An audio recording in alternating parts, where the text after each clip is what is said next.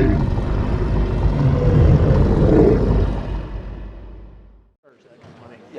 they come. Or at least command that.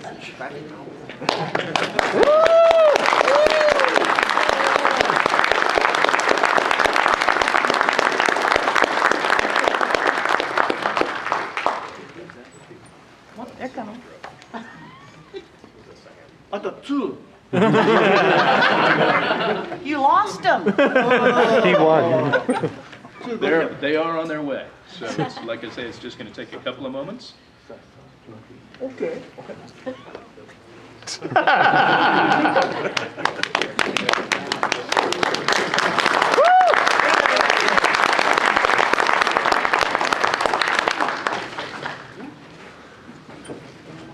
ゴジラ今来るね。ちょっと待ってね。よろしく。あ、使った。My name is ケンパチの薩摩。Nice. 関ガジラね。おっ。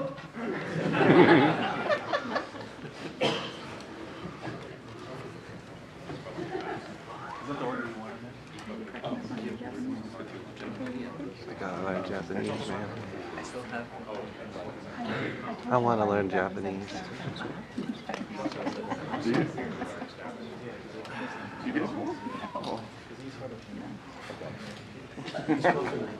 Now, the oldest and the youngest haven't showed up. Now, that seems wrong. The oldest not showing up. Little child. No, okay. I like Little it. child. My Japanese is terrible. My Japanese is terrible.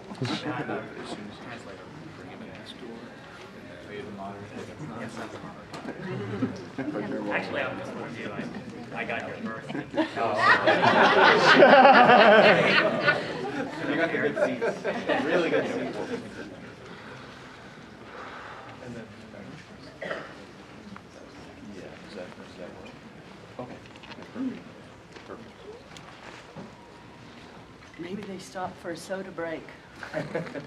Went to Wild Bill's and got a drink. No, they had to go around and take the elevator. Yeah. Oh, yeah. Because he's in. Maybe there's a Lego city set up somewhere and they're walking through. Stomping a Lego city.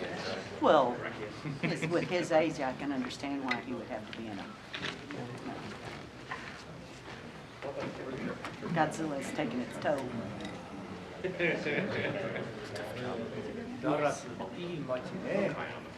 Dallas is a great city. Yay! Unless you're underwater. Unless you're underwater. Yes, yeah. Thank God it stopped raining. Why haven't any I know. how'd you ever destroy Dallas then? I know. I know. Maybe a water monster or something? I want it. You did downtown. I mean, like you did pick some things. There's never, Godzilla never went to Hawaii before. So if you did that, so Godzilla 2, Dallas gets destroyed, please. Yeah. North Korea. get around through the street screaming. That would fit in. Yeah. That'd be so cool. Are you going to see the movie next year? Yeah. The 16 one? Yeah. Super excited for that.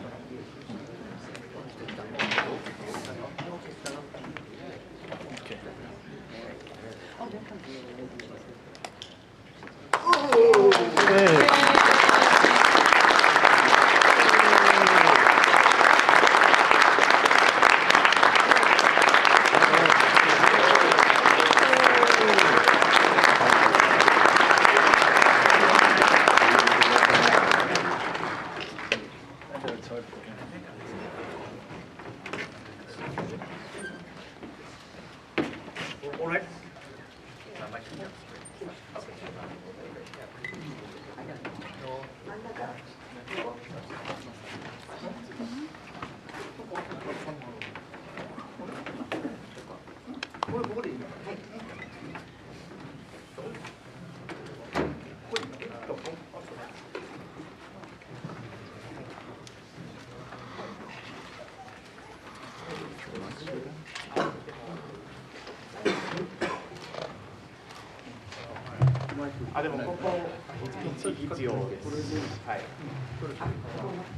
はい。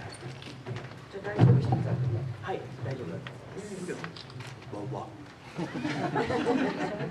All right, I apologize for the delay. Can everyone hear me? Yes. Okay. I'll try to be loud so even if the mic. オーケー、オーケー。少し喋って、はい。少し喋って、はい。はい。お願いします。オーケー。 Okay.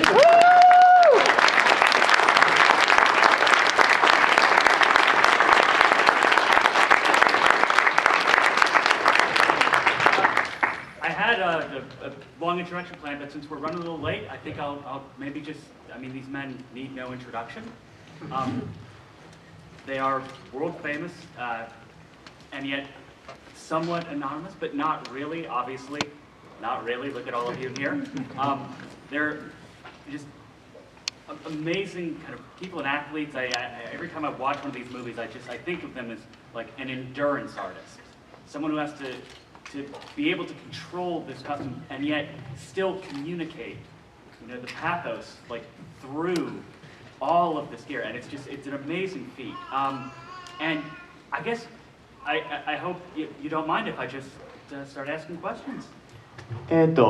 長い紹介は必要ないと思います。3人とても有名で、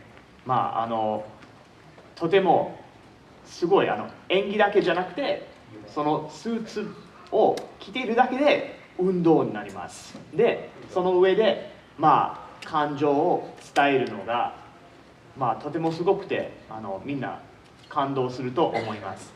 だからちょっと時間進んでいるのですぐ質問の方に入りたいと思います。私はネームは中島春夫と申します。My name is Haruo Nakajima. 1954年よりゴジラをやっておりました中島春夫です。From 1954, I have been acting as Godzilla.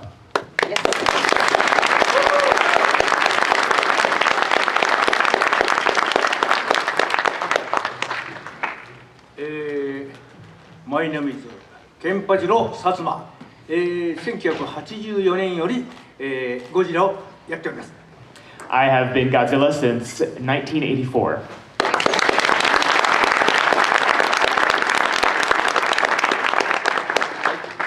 My name is Tom Kitagawa.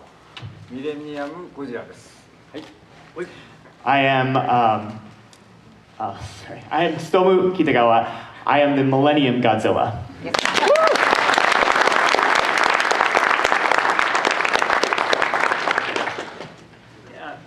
One of my questions growing up was there was always so much personality to each of your iterations of Godzilla, and I was wondering how you got into character.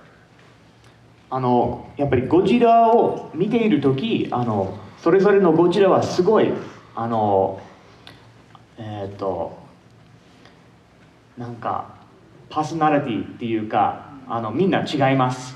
どうやってそのキャラクターを作りますか？中島さん、お願いします。もう一回言ってください。はい、どうやってその感情やゴジラのキャラクターを伝えますか？そうね、僕のプリントをですね、見ながら勉強するわけですね。例えば今日撮影すると、だいたい3、4日後に少し1カット、2カット上がってくるわけです。それを見ながら自分で研究するわけですね。あのカットはまずいからもう一回リテイクしてくださいと言うと、監督の方からあれは OK だったよ、大丈夫だよって言われてね、自信持ってるわけです。I watch my own shots a lot, and I will often think, oh, that one was not so good, that one's not so great, and I sort of learn from those, and I go until the director says, oh no, that was a good one, let's go with that.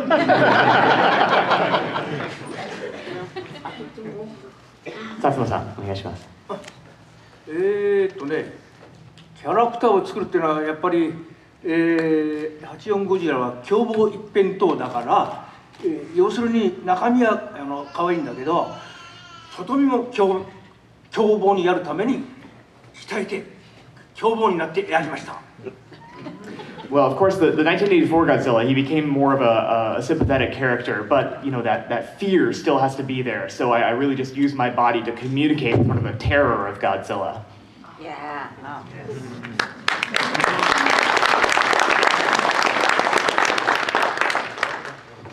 お願いします。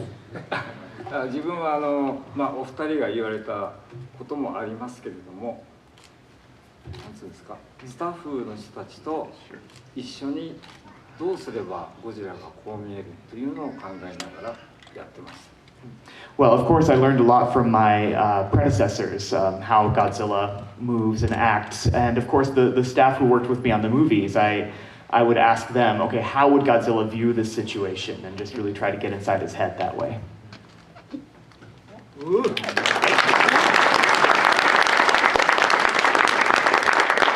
That actually leads very well to my next question, which is, how intelligent did you imagine Godzilla to be? ゴジラはどれくらい賢いと思いますか？やっぱりこのキャラクターがあるけど、ゴジラは動物ぐらいの賢さですか、または人ぐらいの賢さですか？中島さんお願いします。賢くはないんですよ。一応自分なりに研究しながら動いたゴジラを演じてるから、結局ね、皆さんのその反響を見ながらね、映画を見て、で自分で反省するわけです。It's really something I judge based on my own research and viewing the reactions of the people watching. I didn't have a set idea of Godzilla's intelligence. Something I arrived at through experimentation.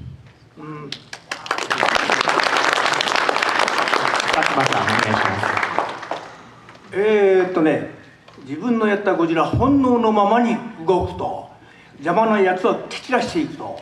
だからあまり細かいこと考えないで、ゴジラの本能でやりました。凶暴いペンとガッといくね。それだけ。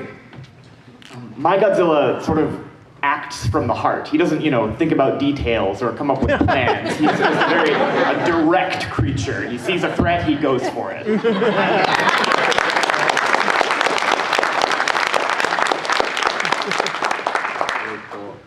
自分のゴジラは知能としては人間ぐらいあるんじゃないかなと思います。自分の思ってることに対してただ突き進んでいくっていう動きでしたから。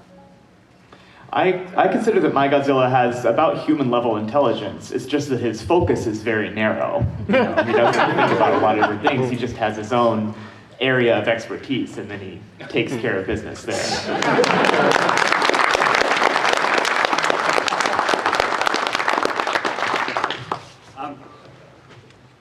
When you were standing over the models, knowing what you were about to do to these cities, what was the last kind of thought that went through your head? その都市のモデルの上に立っていると、もうすぐ潰す都市を見ているとどんな考えありますか？物を壊すということは監督は許さないです。絶対無理のない壊し方をしないでほしいという注文が受けてますから、責任のあるその壊し方をやってるわけです。I had to destroy responsibly. The director would not allow me to simply, senselessly crush things. I had to be smart about what I was stomping on. Those models are expensive, and so I had to be somewhat careful.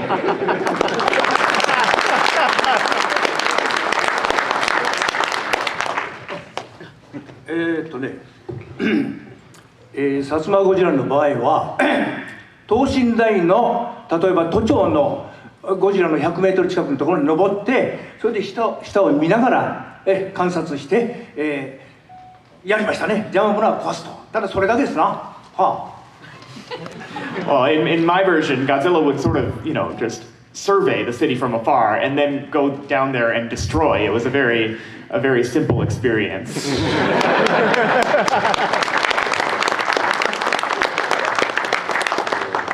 私はそのビルとか街を美術のスタッフの人が1週間以上かけて作っているわけです。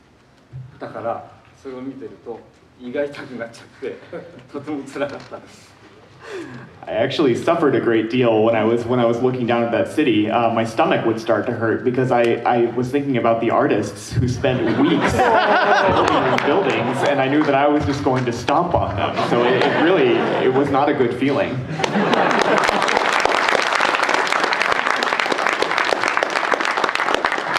Was there any artist whose work you particularly enjoyed destroying more than?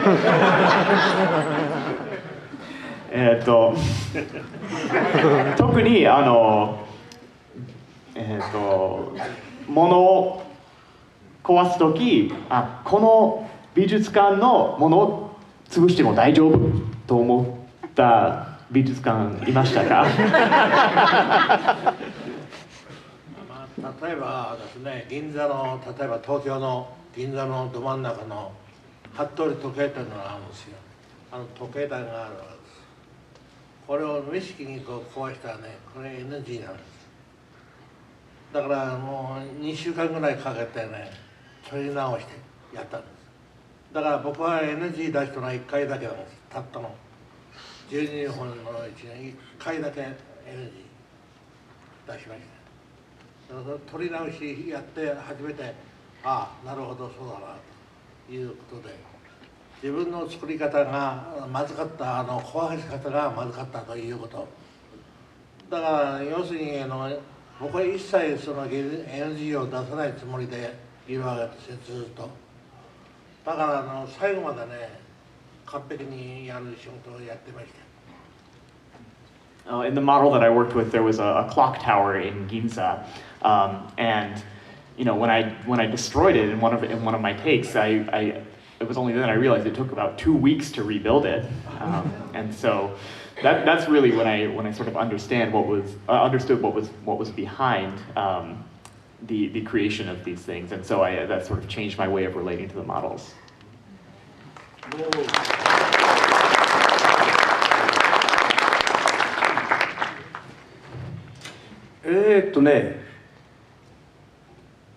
建物を壊すのはね、考えないね。都庁であろうがどこにあろうが全然考えないね、中ゴジラね。ただ壊す時に壊す場所を決める。そうしないとね、壊すとこ当たらないと壊れないよね。だからその前に合わせて作る。それでうまくバーンとこういくといいんだけど、失敗ばかりね、バーンそういうことですね。Well, it wasn't so much, I could just crush whatever I liked. We had to decide in advance which part of the city I was destroying, and those were built differently to be more easily destroyed. If I was careless and, just punched a wooden structure, then I would hurt myself pretty badly. So it wasn't so much, I could just destroy what I liked.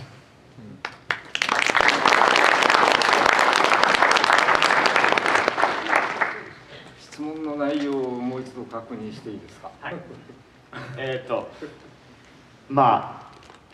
やっぱりその建物やモデル見てかわいそうと思ったんですが、これ別に壊していいというのはありましたか？そういう意味ですか。はい、わかりました。国会議事堂です。国会議事堂。国会議事堂。国会議事堂。議事堂。はい。はどういう意味ですか？政治家が政治をしている建物を壊した時が気持ちよかったですね。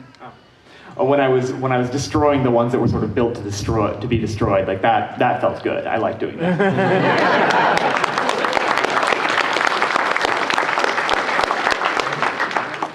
So, how did you handle the pressure of and we've already talked about this a little bit, of the limited takes, the fact that each take required so much preparation, Like, how did you handle that pressure?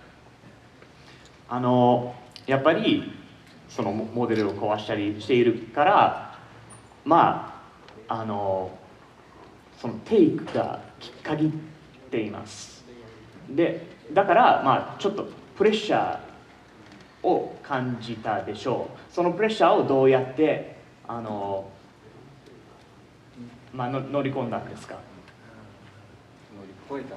要するに例えばね、普通に歩いてる場合はね、壊す必要ないんですよ。ちょっとどいてちょうだいという感じで持って壊していくと。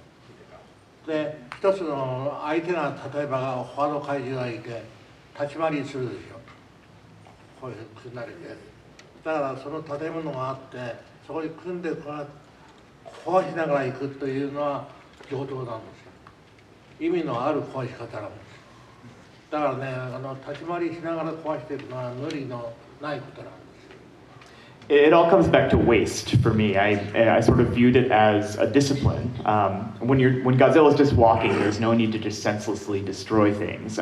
It's really only when you're fighting another monster and you have these designated clusters of buildings that you're supposed to, stomp on one by one.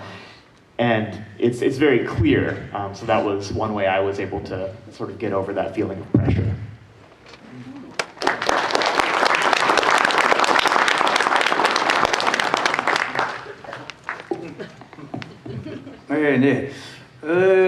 この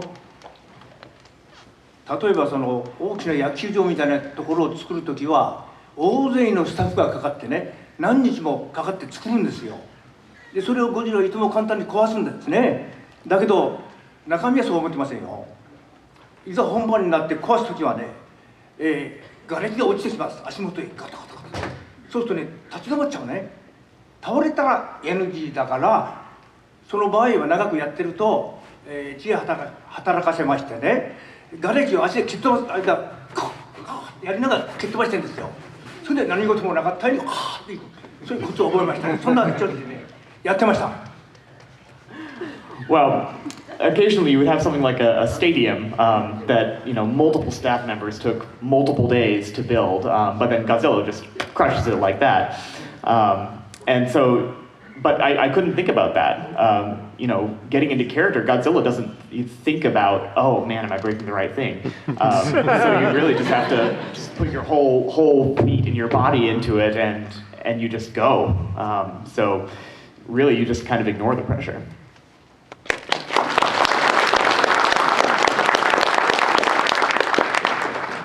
だから胃が痛くなったんですとか。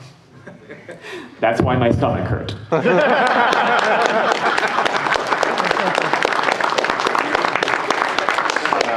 自分はスタッフの人たちが作ってるところは見ないようにしてました。As best I could, I tried to avoid seeing them build the model, putting that effort into it. 以上です。That's all.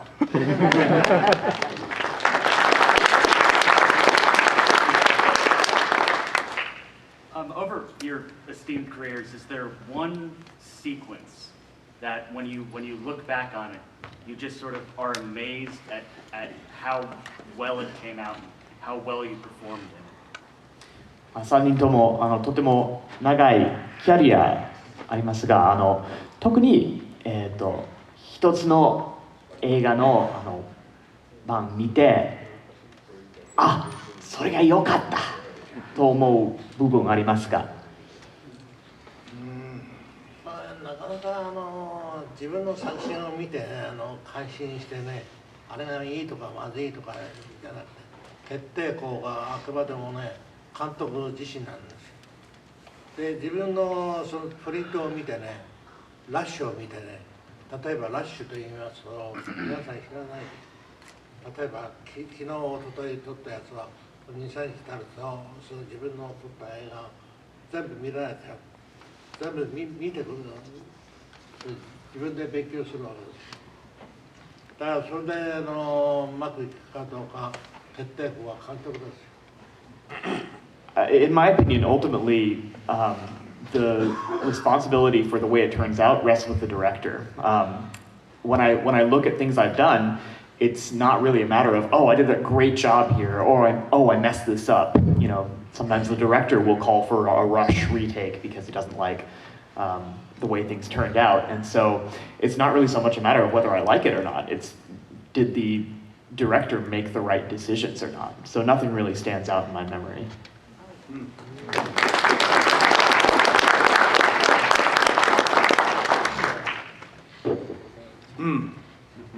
ねまあ、一生懸命やるんですよ。ゴジラになりきるために一生懸命やるんですよ。だけど、ね、失敗も多いんですよね。失敗すると結局スタッフの人がまたねいろいろ作り直さなきゃいけないので、できるだけ失敗 しないようにやるんだけども、平成ゴジラは川北浩一ね、最初やるでしょ。パーッてやるとね、ケンちゃんもう一回行こうと言うんですよ。よかったけどもう一回行こうと言うんですよ。2回3回やるんですね。で結局使うのは最初の失敗を使うわけですね。あれ監督って悪いね。Well, I can't think of any favorite parts, but I remember the feeling of you know, having to do a scene multiple times, and of course I felt so bad because they had to rebuild all the scenery.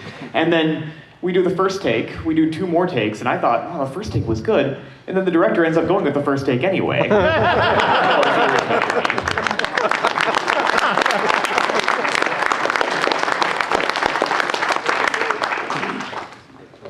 自分は自分の動きに満足したことはないので、出来上がった映画を見て反省してました。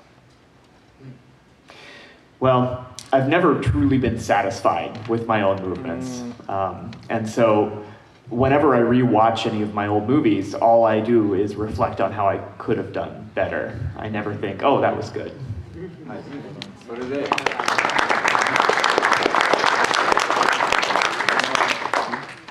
うまくできなかったものを次の作品でちゃんとできるように頑張ってはいました。And of course, anytime I saw something that fell short of my expectations, I just took those lessons with me to the next movie.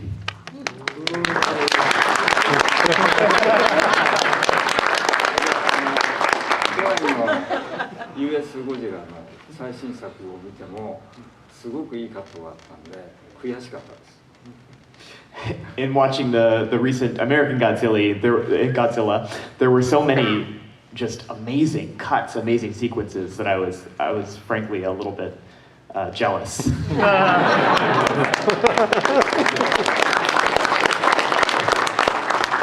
Speaking of your movements, individually, I know you inspired each other as time went on, but was there, what did you imitate? Any kind of particular animal or particular human fighting style did you use to sort of inspire? ゴジラの動き方はどうやって考えたんですか？他の動物や武道を見て考えましたか？私の場合はですね、一番最初ですから見本が一つもございません。見るものは自分で見てその勉強するしかない。だから動物園行って象の足の動きとはキングコングじゃないゴリラですね。そういうのその動きを見てね、自分なりに研究してね、で自分で作り上げるというわけです。だから監督はそれを見て、それで行こうと、ちょっとおかしいなっていう感じは監督が見て、これちょっとおかしいじゃないかというわけです。それを訂正するわけですね、俳優さんというのはね。Because I was the first Godzilla, I had no one to study from. I was able to study some from certain animals, the stomping of elephants, for example. But beyond that, I basically had to research myself. I had to do takes, and the director and I would watch, and sometimes the director I would say, "Oh, that doesn't look right. We have to do it differently." So I sort of became my own object of study as I developed the movements of Godzilla.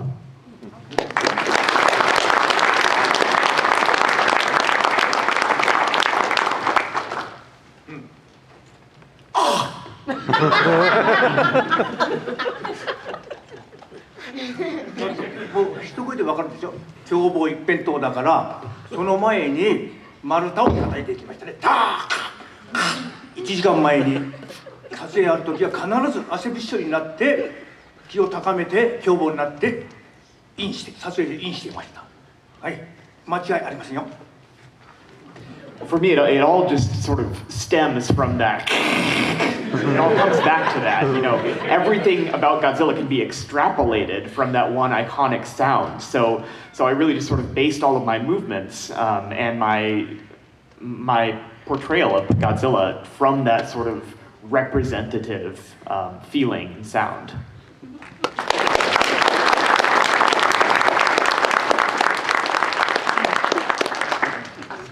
私そんなこと一切しておりません。I don't do any of that.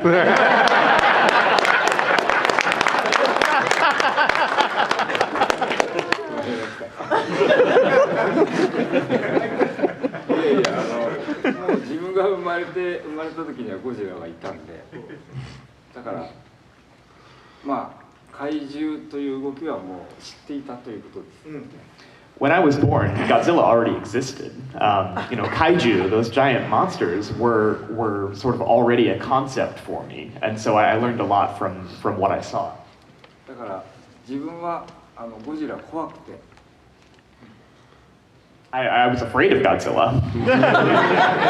嫌いだったんです。I hated him. だからウルトラマンって皆さんご存知ですよね。Do you all know Ultraman? 私はウルトラマンになりたくてこの世界に入ったんです。I really wanted to be Ultraman, and that's how I actually got into my acting career. で、自分がやりたかったことをゴジラに移して自分なりのゴジラっていうのはだから作っています。So from Ultraman and the other heroes of that nature, I took my inspiration and sort of channeled that into my career as Godzilla. 特に薩摩さんのゴジラとは一緒にはなりたくないので。I especially thought I don't want to be like Mr. Satsuma's Godzilla.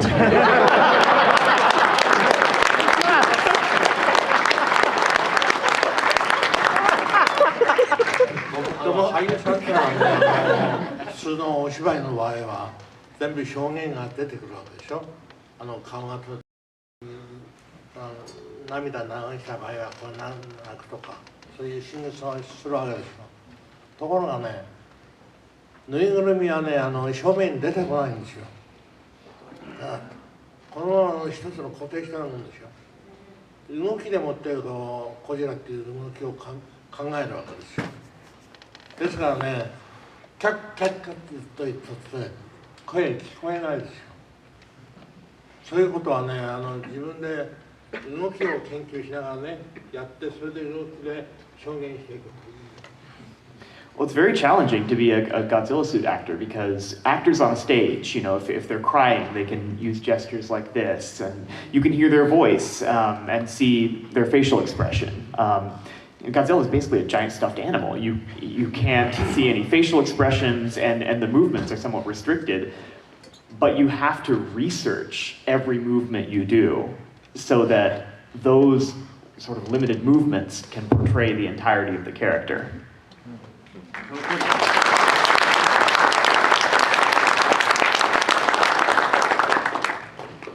That's when I was talking about, you know, calling these men endurance artists. That's sort of what I meant. And sort of, we've already heard a little bit about it, but I wanted to know what your take, if you've seen it, of the most recent American Godzilla was. Did you just watch it thinking, wow, this is a computer, it lacks the artistry that you brought to it, or simply, I would have done that better? やっぱり、そのゴジラの、スーツを着てすごい体力がいります。でも、一番最近のゴジラは全部コンピューターで作られたんじゃないですか。それを見てどう思いましたか？そうするべきじゃない、または僕ならもっと上手にできるとか。僕は1作目ですからね、何のあれも何にもないんですよ。はっきり言うと。もらった台本が G 作品、アルファベットの G です。それだけです。G 作品、ゴジラっていう名前がないんですよ。で、撮影して、俺は怪獣として仕事でやってて。で、1ヶ月ぐらい経ってからようやく名前が出てきた。ゴジラっていう名前が。今でが、なんかこうゴジラっていうのが有名になっちゃって、皆さんこう見にいらっしゃる。要するにゴジラという名前が一つもなかったの、僕の場合は。Well, in my case, I didn't even know the name Godzilla until a month into the project. At first, it was just called Project G. After a month passed, I finally heard the name Godzilla. And so I don't really have these kinds of feelings because I never had that baggage to begin with. I had no idea if this was going to become a cultural phenomenon. So I don't feel strongly about the subsequent Godzillas. I just did the job that I had to do.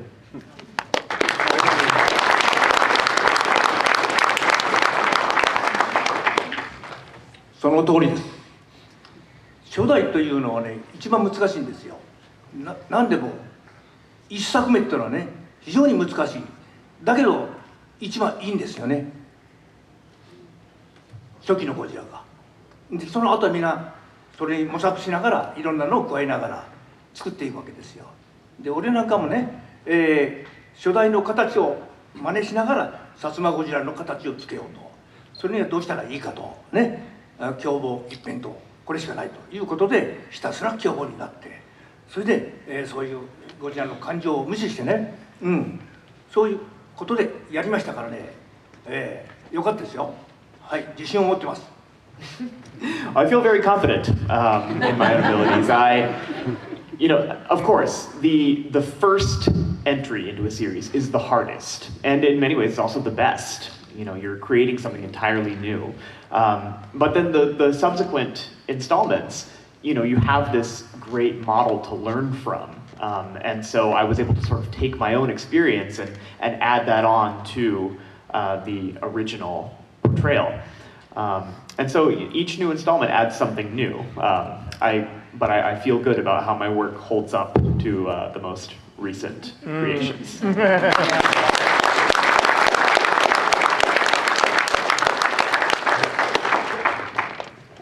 私は、撮影中はいつもゴジラの顔を見ていろんな角度から見ていました。通訳してください。As I was filming, I would look at the face of Godzilla from all these different angles. どうすればどういう表情になるのかっていうのを研究していたんですけど。And I looked, okay, how does this look? How does this come across from all these different perspectives? 自分だけでやってるわけではないので、ラジコンで口とか動かしてる人が別にいて、尻尾を動かす人も別にいるんです。Godzilla is not just me. There's somebody with a radio controlling the opening of the jaws. There's somebody else with a controller that controls the tail. で、みんなで力を合わせてやってもどうしてもできない表情とかお芝居、そういう時に CG プログラム、コンピューターの CG でやるのはいいと思うんです。And with 3 people collaborating with these machines to create the impression of a unified creature, there are certain things, certain expressions you just can't do. And that's what I think the strength of computer graphics are. You can really do things that are simply impossible. やはりぬいぐるみの限界をやっぱり助けてもらえるんであれば、いい映画を作りたいんであればそこまでしてもいいんではないかなと思ってます。If we really want to rescue the suit acting, I think we actually need to collaborate with CG artists. Each style has its own strengths and weaknesses, and we have to acknowledge those.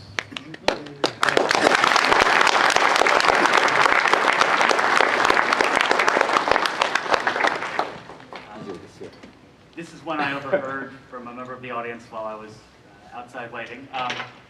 What is your favorite thing to fight? この質問はオーディエンスのメンバーからちょっと聞いたんですが、一番好きな敵なんですか？一番好きな作品っていうのは自分が出た作品全部が好きで自分で好きになれます。私はね怪獣映画全部で26本やりましたけれどもね、その中でその得意なものは12本だけです。ゴジラっていうのは他の怪獣の場合でもやっぱり勉強になりますよね。いろんな面でいろんなスタッフも70名いますからね、70名の皆さんに心配かけちゃいけないと思ってね、一生懸命やってるわけですよ。NG を一切出さないという気持ちを持たないと林さんってのはやっていけません。I've been in 26 Godzilla movies, and you know, it's I can't really choose a favorite. You know, they're all part of me, and I've worked with 70 different people as I've been fighting these monsters, and I just respect their work so much that it really motivated me to do the best I can. I tried to not commit a single error and have to do a single retake. And so I can't really say that there's a favorite enemy that I have.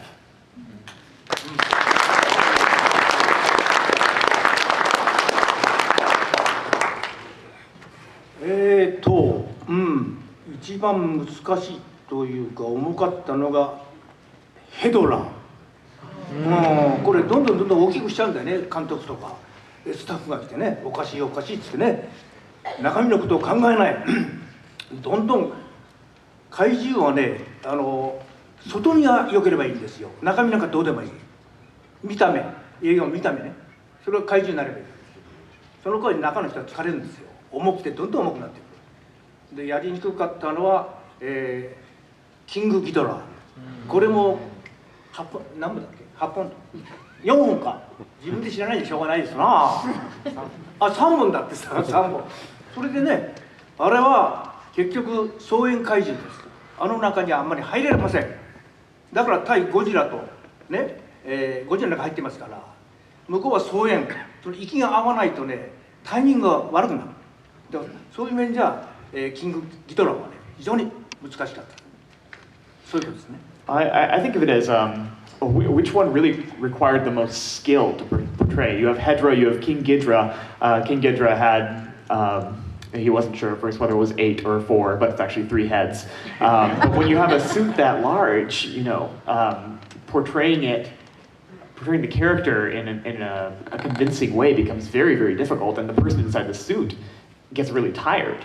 The audience doesn't think about what's inside the suit. They look at the outside. Is that a cool monster or is it not? But I really enjoyed the craft of working with these more difficult monsters.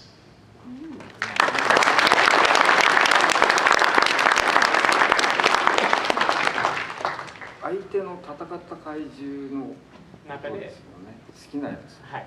はい。まあキングギドラは自分でやりましたけど。Well, I actually was King Ghidra.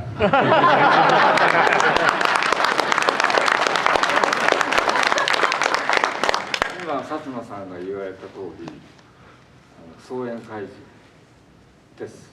草原って自分は体の足と体の部分を担当して、で首1、2、3本を3人の人がこう引っ張って。And as we were talking about before, that's a monster where, for instance, I portrayed the legs and the torso, but the 3 different necks were 3 different people with big sticks. 翼が2人の人が引っ張って。And then 2 more people were on the wings.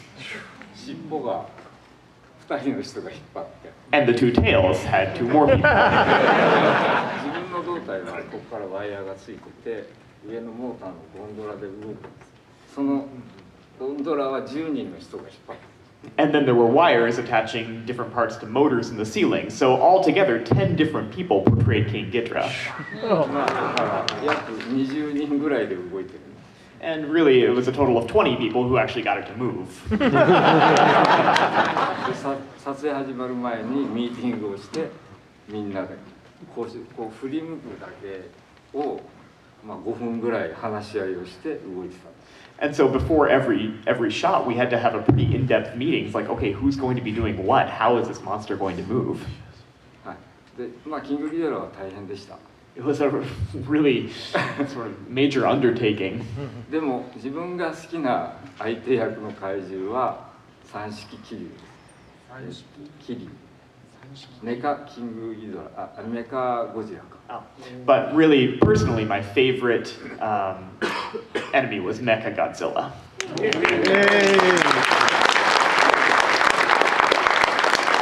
はやつには勝てなかったから。 The reason is I just couldn't win against him. All right, that's a strange note to end on, but unfortunately, we're out of time. Let's give these men a round of applause.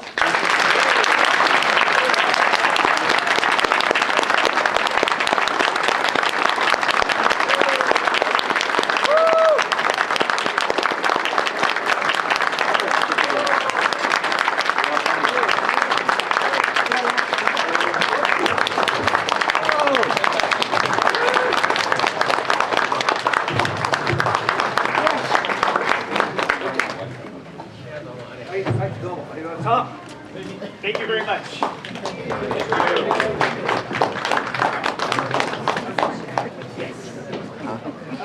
There'll be a quick moment where they will be taking some pictures. Over here.